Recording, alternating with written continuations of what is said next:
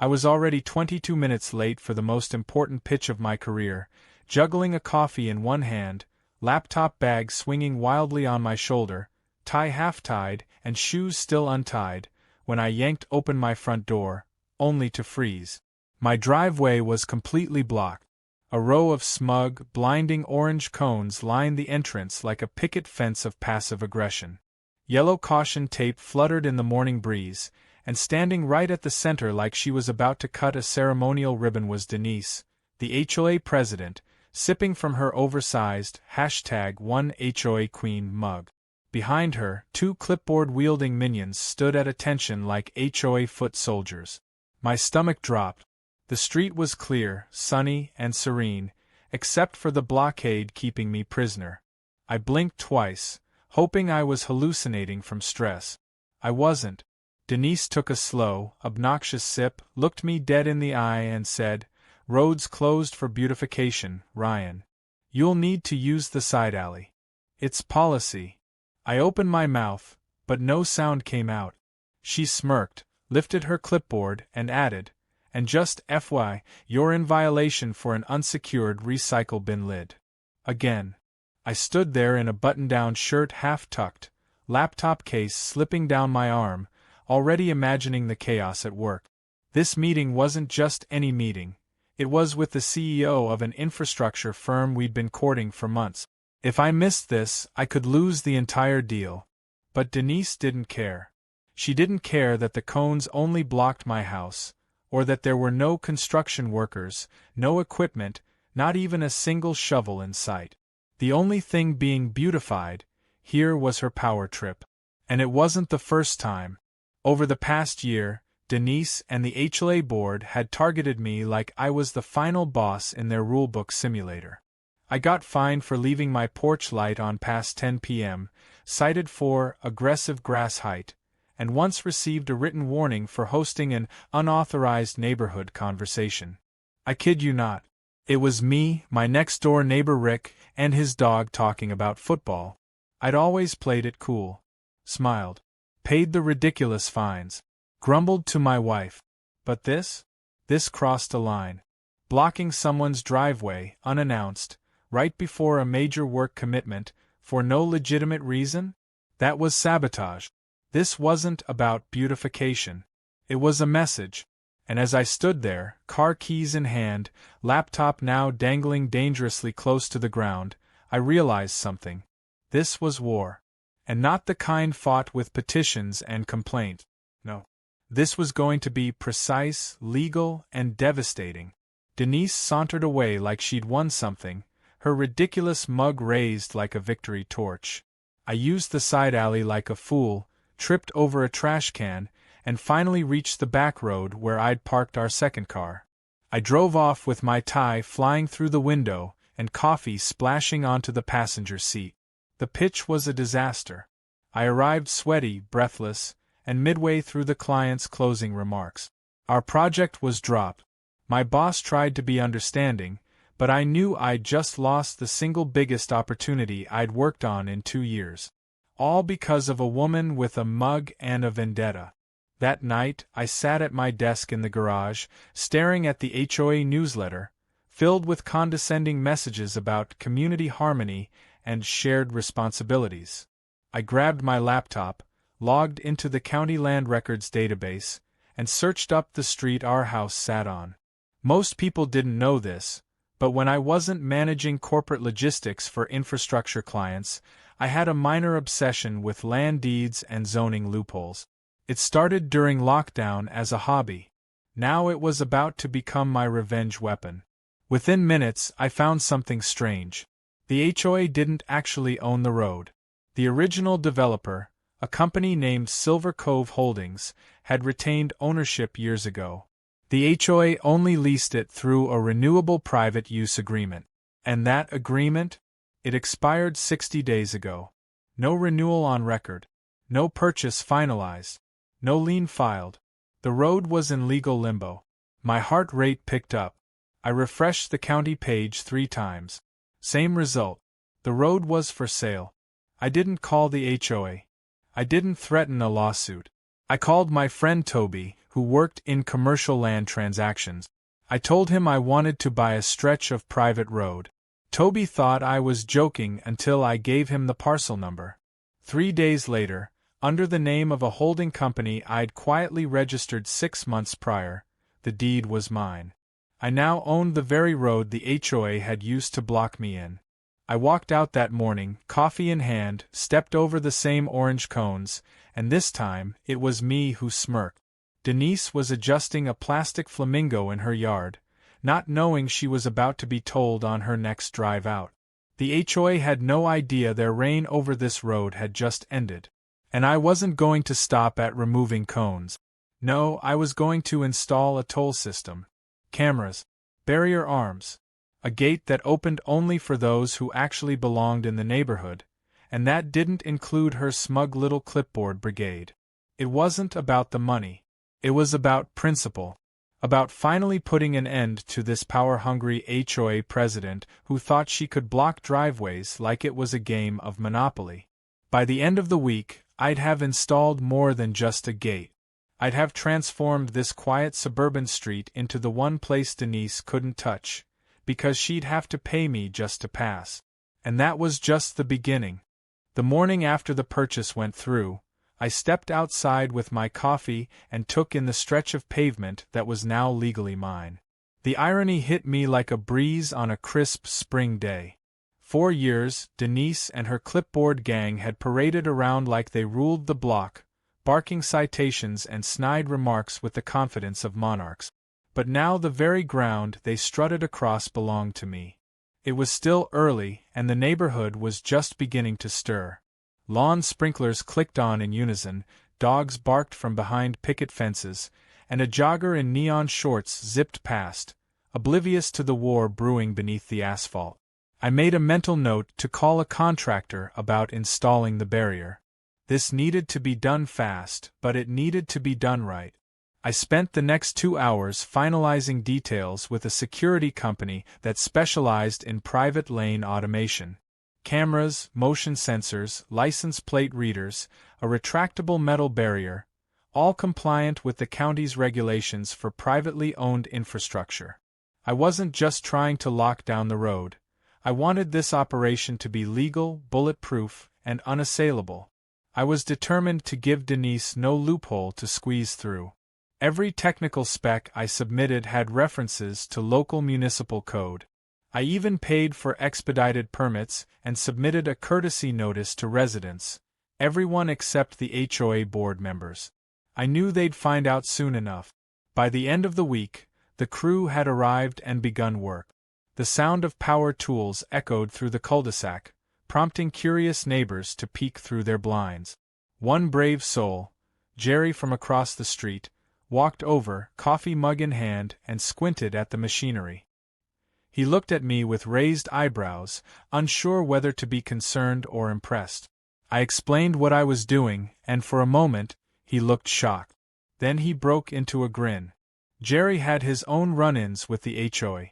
They once fined him for having off-white shutters during a repaint, even though they matched the builder's color guide. "Good for you," he said, sipping his coffee. About time someone stood up to the gatekeepers. By Monday morning, the system was up. A shiny silver barrier arm stood at the mouth of the street like a proud sentinel. On its side, a digital screen blinked gently to life with a polite message. "Private road, residents only, HOA vehicles must pay toll." There were cameras on both sides and a keypad box for access code. Each resident received a unique PIN through a personal letter I had printed, sealed, and hand-delivered with the help of my wife. It wasn't about turning neighbors into allies. It was about transparency. I made it clear the toll applied only to the HOA board and their vehicles, whose license plates I had documented over the last few months during their many patrols. And as luck would have it, Denise herself drove a brand-new Lexus with a vanity plate that read, "Whole Life." That same morning, Denise rolled up the street, probably expecting her usual routine of inspecting garbage cans and squinting at people's flower bed. As her car approached the barrier, the sensor scanned her plate, blinked red, and refused to lift the arm. She leaned out the window, confused, then irritated, and finally furious as the display chirped, "Access restricted, payment required, $3 toll." She slammed her hand on the steering wheel and called someone on her Bluetooth.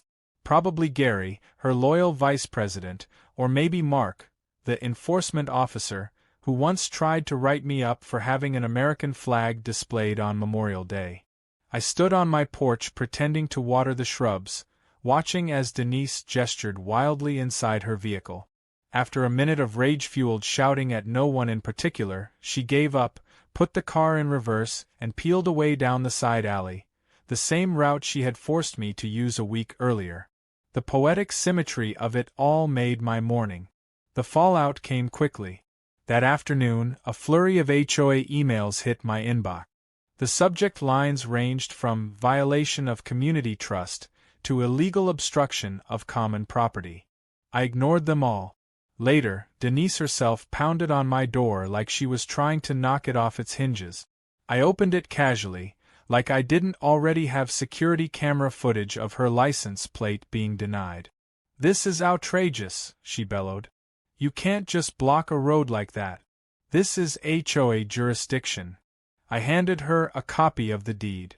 Her eyes darted across the legal language, her mouth opening and closing like a confused goldfish. When she looked up, all the color had drained from her face. "But this has to be a mistake. We've always had authority over the street," she stammered. "You did," I replied calmly. "Until the lease expired. Then the road became available. And now I own it. So unless you want to pay a daily toll, I'd recommend avoiding this stretch of pavement." She sputtered something about lawsuits and community interference, but I shut the door before she could finish. I wasn't being rude. I just had a casserole in the oven. The next few days turned the street into a low-key circus. HOA vehicles, unaware of the change, were stopped cold at the barrier. Some tried calling me. Others tried sneaking through behind resident cars, only for the system to catch them and trigger a warning siren. Eventually, I added a new feature. Any vehicle without a code that attempted tailgating would be locked out for 48 hours.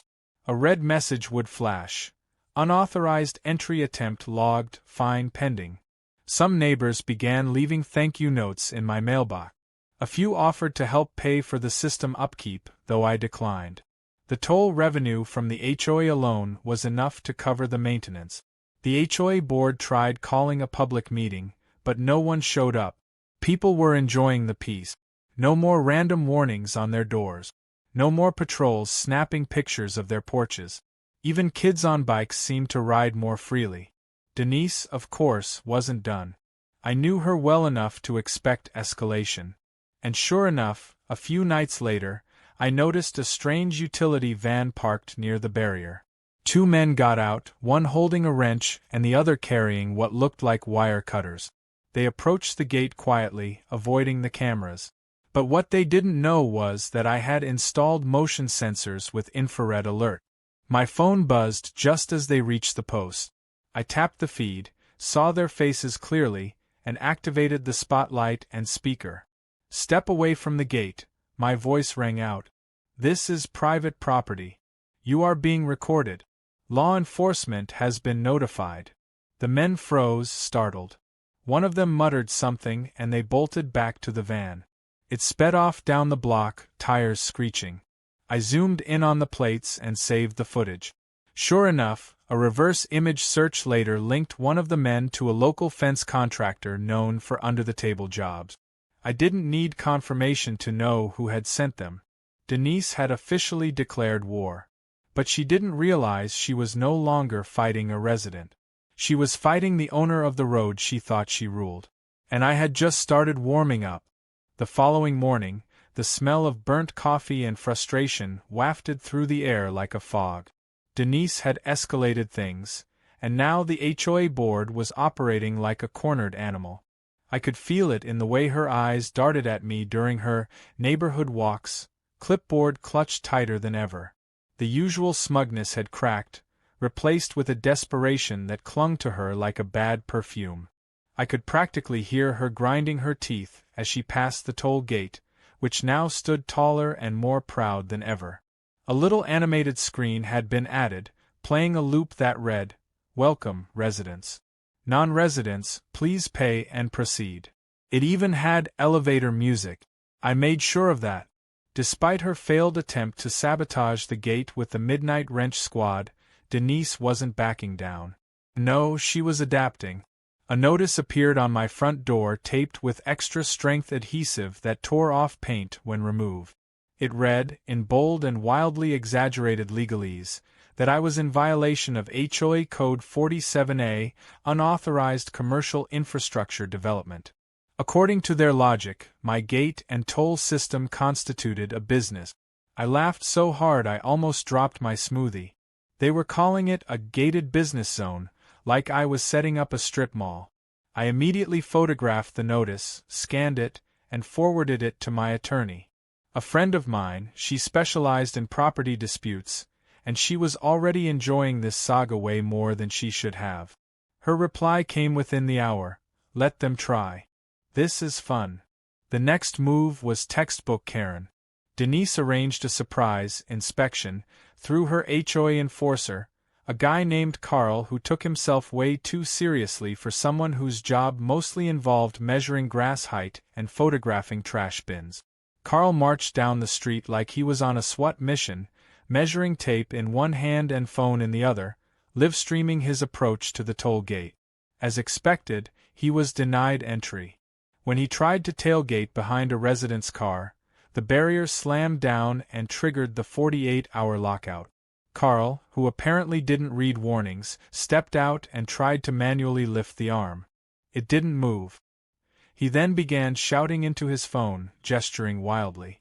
At some point, he tripped over the concrete curb and face-planted in a flower bed.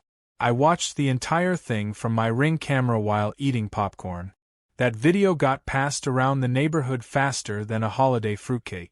Carl became a meme in less than 24 hours. Someone even photoshopped a cape on him and labeled it, Captain HOA, Defender of Overreach. But the real chaos came when Denise filed for an injunction. It was her big play, her final boss move. She wanted a court order forcing me to remove the toll system and relinquish access to the road. Her argument?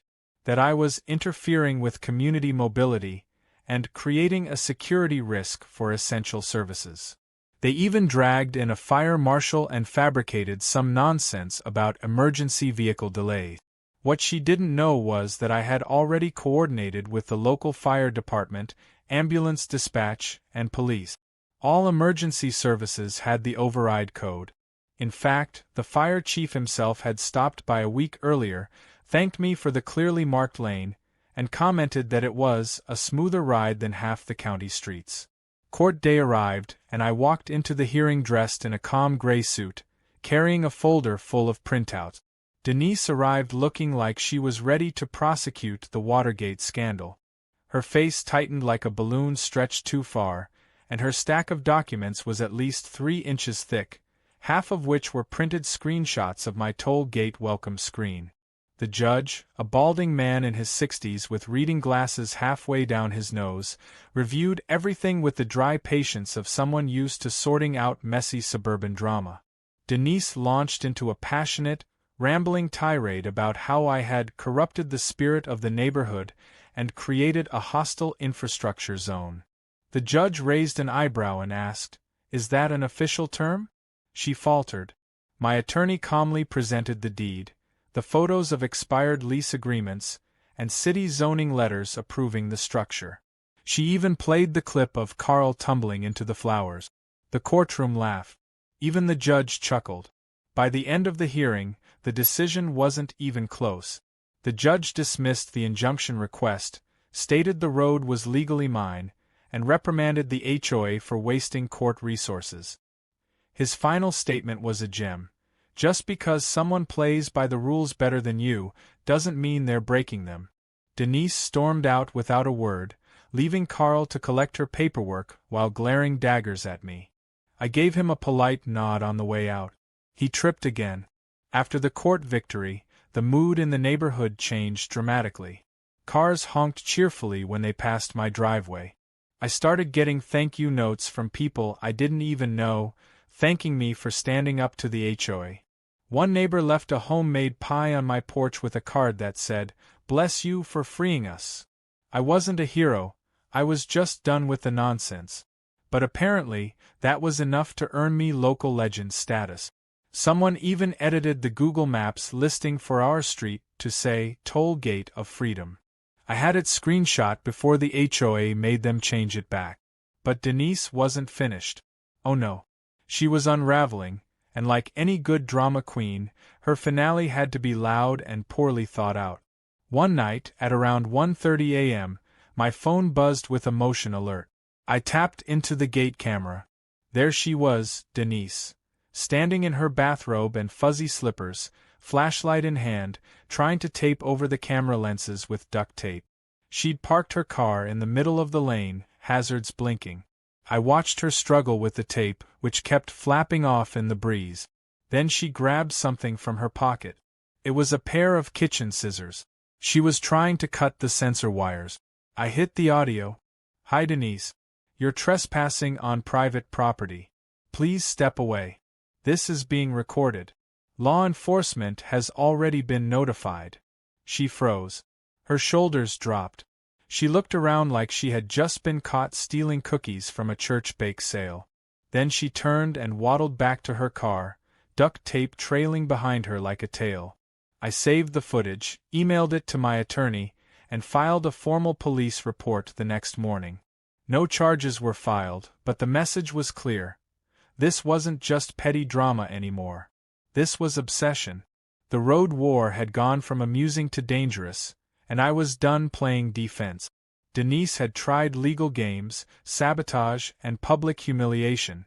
Now it was time to return the favor, but with style, law, and maybe a tiny bit of spite. The kind that comes with permanent consequences. Because if she thought I'd stop at cameras and a toll gate, she hadn't seen anything yet. The shift in energy across the neighborhood was impossible to ignore.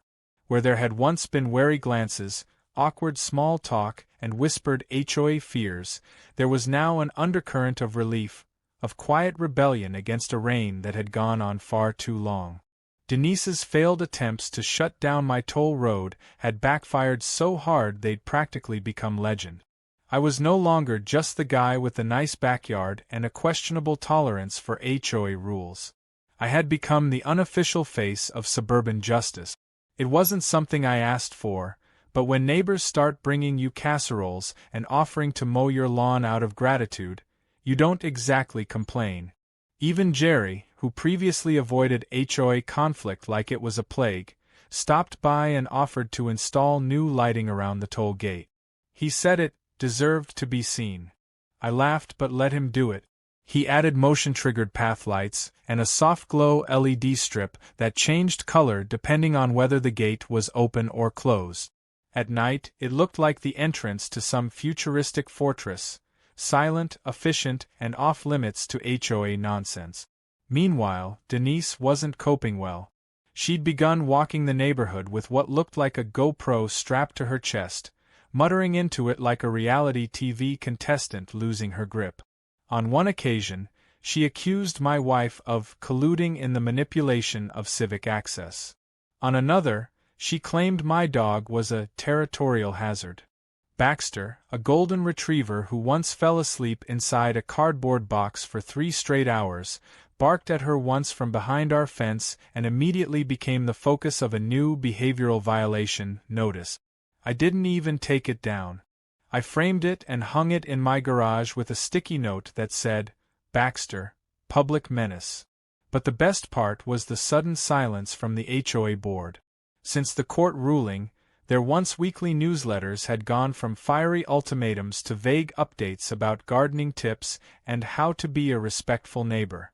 It was like watching a cult newsletter try to rebrand itself as a lifestyle magazine. They didn't dare mention the toll gate anymore. It had become the Voldemort of our street, feared, unspoken, and utterly out of their control. Still, I wasn't going to settle for silence.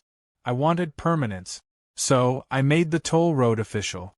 I registered the road name with the county, renaming it Fairway Crescent Private Lane. The HOA could no longer claim it as community managed, and I even ordered new street signs to reflect the name. One neighbor offered to host a block party just to unveil the sign. Another suggested shirt. By then, I realized this had grown into something more than petty revenge. This was civic engineering with flair. As a cherry on top, I introduced a new digital feature to the toll system, a dynamic pricing model.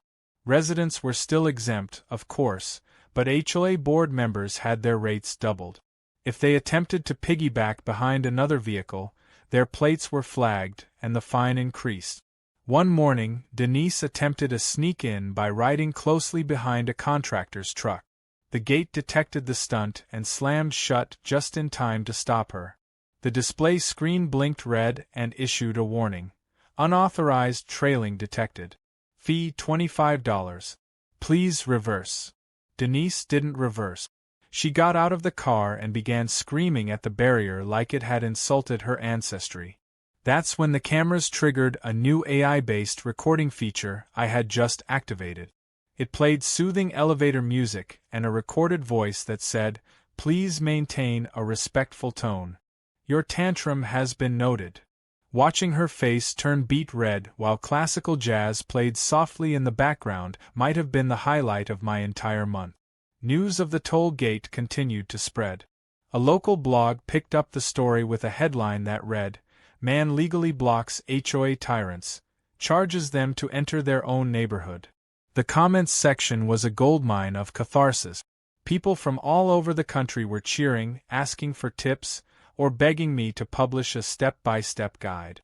Even the mayor's office sent a polite inquiry, asking if I'd be open to consulting on traffic management for a different part of the city where another HOA dispute was causing issues. I wasn't about to start a side hustle in petty street warfare, but the idea that this had reached City Hall gave me a certain satisfaction that even coffee couldn't top. The HOA, however, wasn't done embarrassing itself. In one last grasp at relevance, they decided to host a community integrity hearing, inviting every homeowner to attend a town hall-style event at the clubhouse. The plan was clearly to smear me in front of the neighborhood, paint me as a rogue vigilante who'd turned our peaceful street into a dictatorship. Flyers were taped to mailboxes and slid under doors. I got one too.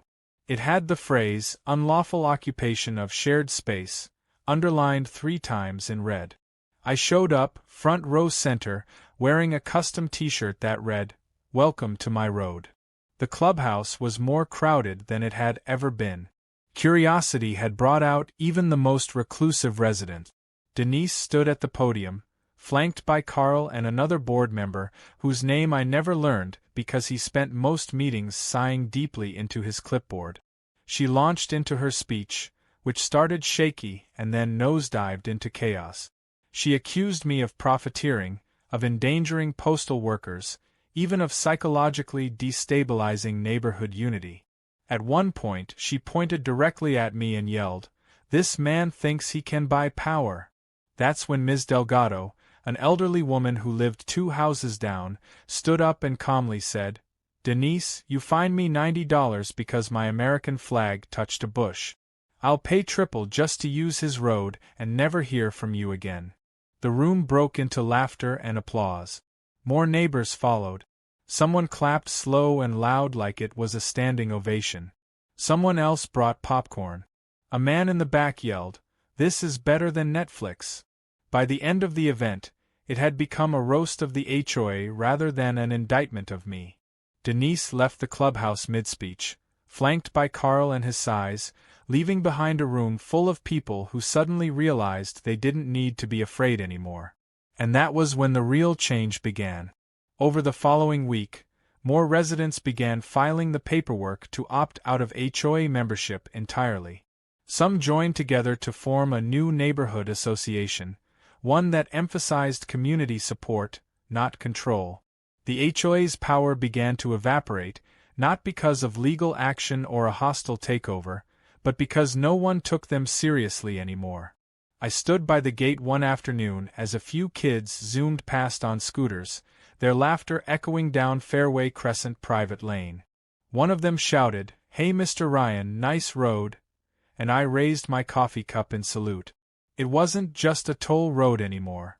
It was a symbol, a middle finger to petty tyranny. A quiet reminder that when you push people too far, sometimes they don't push back. Sometimes they buy the whole road. The peace didn't just return to our neighborhood. It evolved into something better.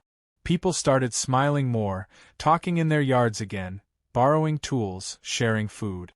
The atmosphere that had been choked for years by HOA paranoia and passive-aggressive memos was finally breathable.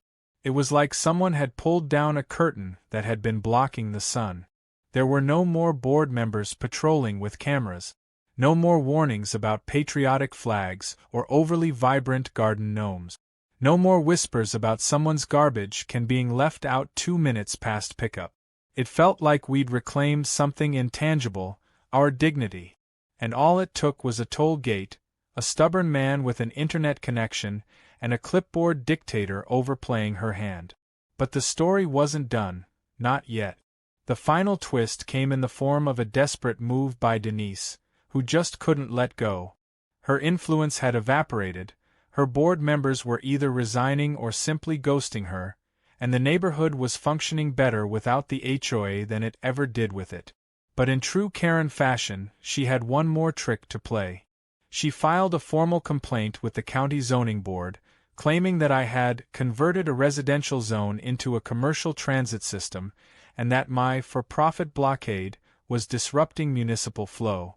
She included drone footage of the toll gate, pictures of residents driving through, and even a blurry video where she narrated that children are in danger because of this oppressive infrastructure. To anyone else, it would have sounded absurd, but I knew better than to leave it to chance. So I came prepared. I had documented everything from the beginning: the expired lease, the purchase agreement, the legal upgrades, the permit filings, even letters of appreciation from neighbors. I even printed screenshots from our town's official emergency response department, confirming their access codes and support for the upgraded road.